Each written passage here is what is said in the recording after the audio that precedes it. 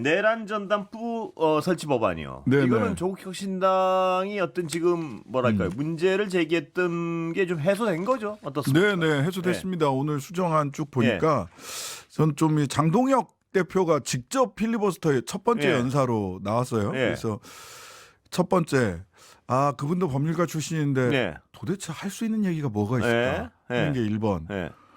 그다음에 2번 급하구나. 당 대표가요.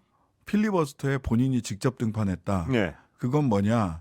본인이 지금 이재명 정부와 민주당 내지는 조국혁신당에 맞서 싸우는 선봉장이라는 거를 그 모습을 통해서라도 어필하지 않으면 안 되는 상황까지 몰려 있는 겁니다. 굉장히 그 정치적 입장이 곤궁하다라는 생각을 하게 되더라고요. 핫한 뉴스 발빠르게 M스피드. 국민의힘 장동혁 대표가 내란 전담 재판부 설치법에 대해 진행한 필리버스터 제1야당 대표 최초 역대 최장 기록을 경신하게 됐습니다. 제1야당 대표가 직접 이렇게 길게 필리버스터에 나서다 보니 여러 분석이 나오고 있는데요. 당내에서도 그 시선이 곱지만은 않은 것 같습니다. 국민의힘 박정화 의원의 말 들어보시죠. 그다음에 그 최근에 뭐 그런 거 있었잖아요. 뭐 리더십의 위기 뭐 이런 거 있으니까 그런 걸 보여주면서 여러 가지 뭐 포석이 있지 않나 싶은 생각이 듭니다. 그러니까 저도 어젯밤 늦게까지 본회의장에 있었는데 원래 뭐 회사 동료가 밤새고 있는 걸 아침에 출근해서 보면 뭐 이렇게 짬한 게 인간 심리잖아요. 그러니까 뭐 고생하고 안쓰럽고 수고한다는 마음은 드는데 더 뭐 이렇게 심하게 말씀은 드릴 수 없지만 그래도 대표가 다른 일을 하는데 시간을 좀 더 써면 좋지 않을까. 뭐 한 서너 시간 정도에서 굵직하게 얘기하고 그거에 대해서 그 시간에 오히려 차라리 다른 일을 좀 더 고민하면 우리도 그러잖아요. 대통령이 너무 일정 많으면 힘드니까 오히려 대통령은 좀 여백이 있어야 된다고 얘기를 하는데 그렇죠. 오히려 그랬으면 더 좋지 않았을까라는 제 개인적인 생각을 좀 해봤어요.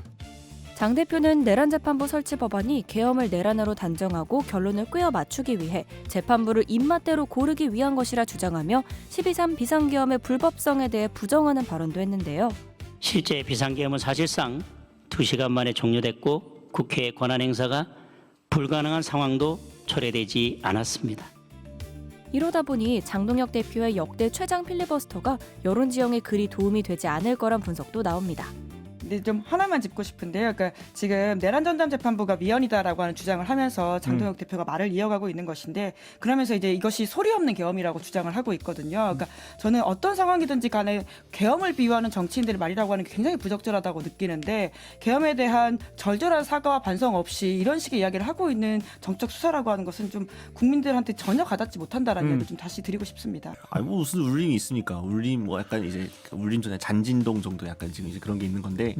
그러니까 장동혁 대표가 무슨 뭐 사실 이 어제 오늘 이렇게 쭉 하고 있는 이 필리버스터에서도 메시지가 뭡니까? 남긴 말이 뭐냐라고 하게 되면은 그냥 이제 그 결국 이 뉴스를 많이 잡아본 그 말은 이제 똥을 물에 풀어도 된장되지 않는데 그 말 한마디 한 문장 남는 거예요. 그런 식의 표현들. 그러니까 제1야당 대표가 올라와서 뭔가 결기를 보여주고 품격을 보여주고 민주주의 위기에 대해서 이야기를 한다는 게 별로 와닿지가 않는 거죠. 국민의힘이 이렇게 반대하는 내란 재판부 설치법, 결국 조희대 대법원이 어떻게 받아들이냐가 문제일 텐데요.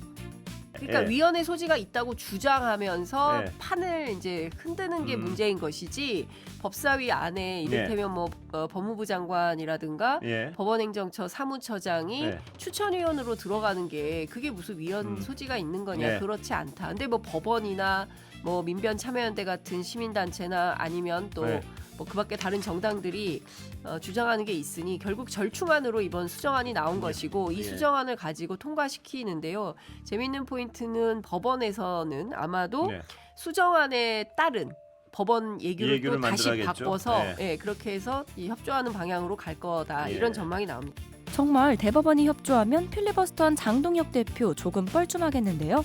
법 통과 후에 실제로 어떤 일이 벌어질지 한번 지켜보시죠. 이상 M스피드였습니다.